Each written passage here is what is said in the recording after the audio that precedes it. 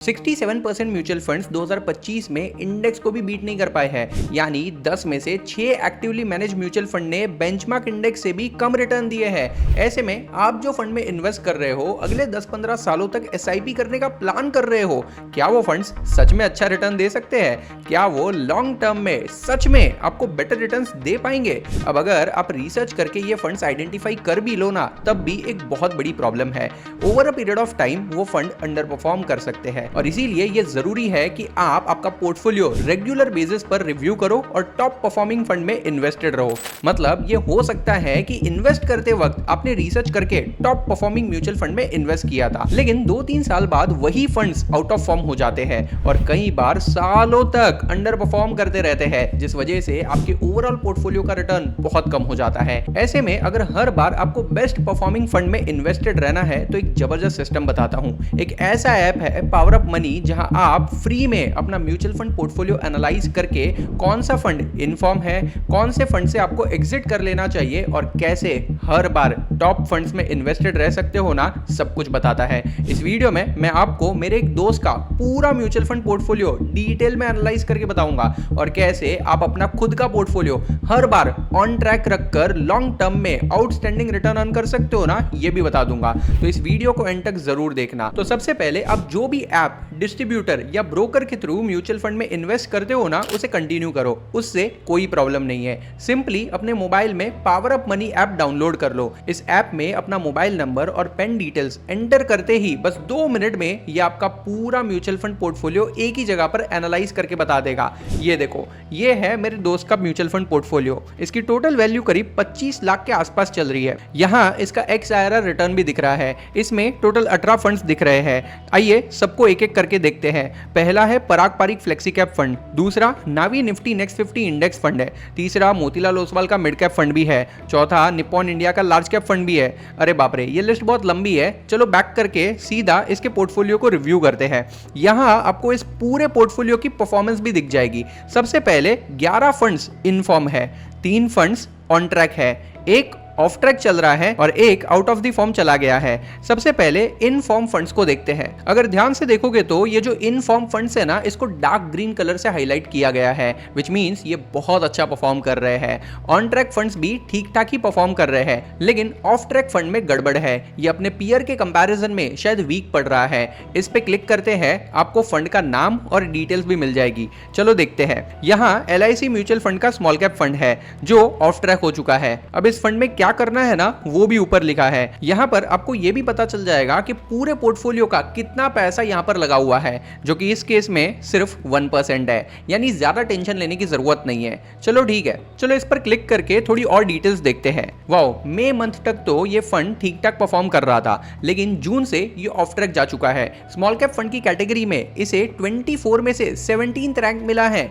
और reason under performance. नीचे scroll करके आप फंड की बाकी डिटेल्स भी चेक कर सकते हो और जैसा कि यहां बताया गया है, एग्जिस्टिंग इन्वेस्टमेंट को रहने दो, लेकिन फंड में एडिशनल इन्वेस्टमेंट मत करो। ठीक है, अब जरा वो out of the form fund भी चेक कर लेते हैं। एक ही फंड है, Mirae Asset large and mid cap fund. पिछले 6 महीनों से ये फंड आउट ऑफ फॉर्म ही है। नहीं, आई थिंक पिछले 1 साल से ये फंड ऐसे ही चल रहा है और यहाँ क्लियरली दिख भी रहा है कि ये फंड अपनी कैटेगरी एवरेज से भी पीछे चल रहा है। मतलब अगर दूसरे फंड 12% का रिटर्न दे रहे हैं ना, तो ये सिर्फ 9-10% का ही दे रहा है। एंड इंपॉर्टेंट बात ये है कि ये सब रोलिंग रिटर्न्स के बेसिस पे हो रहा है। रोलिंग रिटर्न्स एक सही मैट्रिक है परफॉर्मेंस को जज करने का, क्योंकि ये अलग अलग टाइम फ्रेम्स में कंसिस्टेंट परफॉर्मेंस दिखाता है।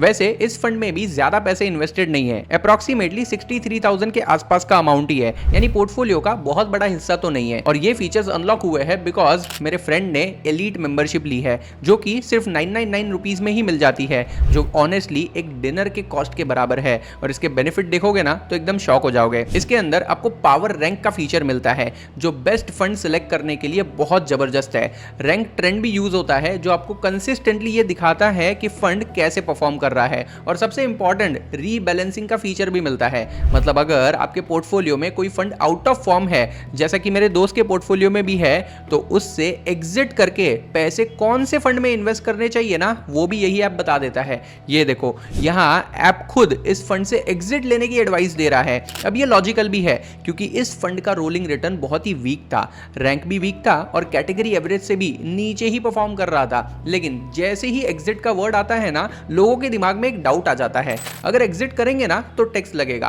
भाई बात सही है, लेकिन आपको एक्चुअल रीजन भी समझना चाहिए और उसका बेनिफिट भी समझना चाहिए। लोगों को यह भी लगता है कि भाई फंड से एग्जिट करने पे कंपाउंडिंग ब्रेक हो जाएगी। भाई ऐसा नहीं होता है। अगर आज मैं इस फंड से एग्जिट लेता हूं और सेम टाइम पे मैं यही पैसे दूसरे फंड में इन्वेस्ट कर देता हूं ना, तो कंपाउंडिंग ब्रेक नहीं होती है। अगर मेरे रिटर्न्स बढ़ जाए ना, तो कंपाउंडिंग और भी बेटर हो जाती है। लोगों को यह भी लगता है कि म्यूचुअल फंड्स तो लॉन्ग टर्म के लिए है, रहने देते हैं। और सबसे बड़ा डाउट यह भी होता है कि अगर ये फंड से एग्जिट कर भी लिया ना, तो ये पैसे कहां डालेंगे, कौन से फंड में इन्वेस्ट करेंगे। वेल, ये सब वैलिड क्वेश्चन है, लेकिन इसी पॉइंट पर इस ऐप का रीबैलेंसिंग फीचर जबरदस्त काम आता है। देखो, रीबैलेंसिंग का मतलब हर महीने बाय और सेल करना नहीं होता है। इसका मतलब है अपने पोर्टफोलियो को मॉनिटर करना, और अगर आपके पोर्टफोलियो में कोई फंड लंबे टाइम तक कंसिस्टेंटली अंडर परफॉर्म कर रहा हो ना, तो उन पैसों को निकालकर एक स्ट्रॉन्ग और आउट परफॉर्म करने वाले फंड में शिफ्ट कर देना होता है। सिंपल वर्ड्स में कहूं तो पावर अप एलीट का रीबैलेंसिंग प्लान कई सारे इंपॉर्टेंट मैट्रिक्स को कंसीडर करके आपको रीबैलेंसिंग सजेस्ट करता है। पहला, अगर आपके फंड और टॉप फंड के बीच में कंसिस्टेंटली 9 महीने से ज्यादा 5% या उससे ज्यादा का रिटर्न गैप है ना, तभी वो स्विच रिकमेंड करता है। दूसरा, वो आपका टैक्स और एग्जिट लोड भी कैलकुलेट करता है। अगर स्विचिंग का बेनिफिट इन दोनों कॉस्ट से ज्यादा है ना, तभी वो स्विच करने का सजेशन देता है। ये देखो, जैसे ही मैंने पावर रीबैलेंस वाले फीचर पर क्लिक किया ना, दो फंड्स को रीबैलेंस करने बोल रहा है। एक फंड तो आउट ऑफ फॉर्म है और दूसरा ऑन ट्रैक है, यानी कि ठीक ठाक तो परफॉर्म कर रहा है, पर मार्केट में इससे भी बेटर फंड्स है जो ज्यादा रिटर्न डिलीवर कर सकते हैं। चलो पहले वाले पर क्लिक करते हैं। ये कह रहा है कि पूरा पैसा Mirae Asset large and mid cap fund से निकालकर मोतीलाल ओसवाल के लार्ज एंड मिड कैप में इन्वेस्ट करना चाहिए। और नीचे स्क्रॉल करने पर इसके रीजन भी दिए हुए हैं। भाई रीबैलेंसिंग कोई ऐसे ही नहीं बोलता है, तो आइए नीचे स्क्रॉल करके इसके रीजन भी देख लेते हैं। रीजन नंबर 1 है better returns than your current fund, यानी मोतीलाल ओसवाल का large and mid cap fund Mirae वाले फंड से बेटर रिटर्न डिलीवर कर रहा है। ऑफ कोर्स ये एक बेटर रीजन हो सकता है।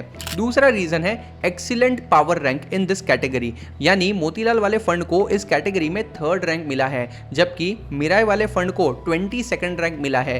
तो ऑफ कोर्स हमें टॉप परफॉर्मिंग फंड में ही इन्वेस्टेड रहना चाहिए। आउट ऑफ ट्रैक फंड में इन्वेस्टेड रहने का कोई पॉइंट ही नहीं बनता है। रीजन नंबर 3 एंड सबसे इंपॉर्टेंट, मिस्ड गेन्स, यानी अगर हमने 1 साल पहले इसमें रीबैलेंस कर दिया होता ना, तो करीब 12,000 रुपए का एक्स्ट्रा गेन हो सकता था।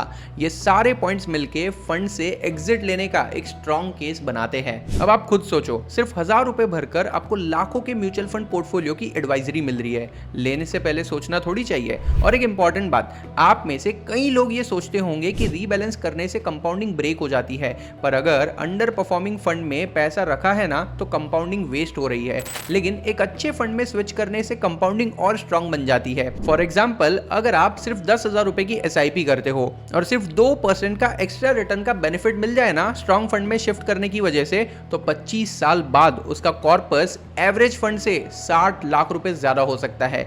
इमेजिन, सिर्फ एक स्विच करने से इतना बड़ा फर्क पड़ सकता है। अब आप सोच रहे होंगे कि एग्जिट पे टैक्स भी लगेगा। यस, बट टैक्स पे करने पे भी जो आपको एक्स्ट्रा रिटर्न मिलेंगे ना, वो आपके टैक्स और एग्जिट लोड से बेटर ही होगा। पर्सनली मुझे ये रीबैलेंसिंग वाला फीचर तो जबरदस्त लगता है। देखा जाए तो मेरे दोस्त का ओवरऑल पोर्टफोलियो मिक्स तो ठीक था, लेकिन प्रॉब्लम ये थी कि उसका एक फंड आउट ऑफ फॉर्म निकला और एक फंड ऑफ ट्रैक था।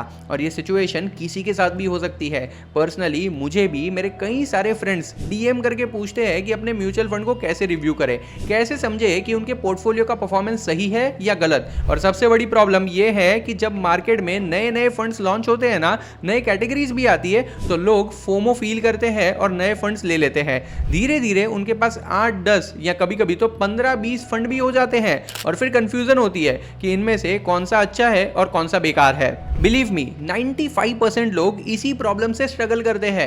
और सबसे बड़ी बात यह है कि फंड सिलेक्ट करते वक्त तो हमें लगता है कि हाँ ये अच्छा फंड होगा, लेकिन बाद में जब 2-3 साल हो जाते हैं ना, तब वो फंड कैसे परफॉर्म कर रहा है हम प्रॉपरली रिव्यू ही नहीं करते हैं। और इसी चक्कर में हम लाखों के प्रॉफिट से पीछे रह जाते हैं। लॉन्ग टर्म इन्वेस्टिंग का मतलब ये नहीं होता है कि पैसे डाल दो और भूल जाओ। अपने म्यूचुअल फंड पोर्टफोलियो को एटलीस्ट 6 महीने में एक बार या साल में एक बार तो रिव्यू करना ही चाहिए, वरना आप वही गलती करोगे जो most of the retail investors करते आए हैं। 50% पोर्टफोलियो आउट ऑफ फॉर्म चला जाता है और उनको पता भी नहीं चलता है। मेरे दोस्त के लिए पावर अप मनी का एलीट मेंबरशिप काफी यूजफुल रहा। उसने क्लियरली देख लिया कि कौन से फंड्स एग्जिट करने चाहिए और किस स्ट्रॉन्ग फंड में शिफ्ट करना चाहिए। अगर आप भी अपना पोर्टफोलियो रिव्यू करना चाहते हो तो ऐप का लिंक डिस्क्रिप्शन में डाल दिया है, चेक जरूर करना। फिर मिलेंगे ऐसे ही एक और इंटरेस्टिंग वीडियो के साथ। चैनल को सब्सक्राइब करना मत भूलना। जय हिंद।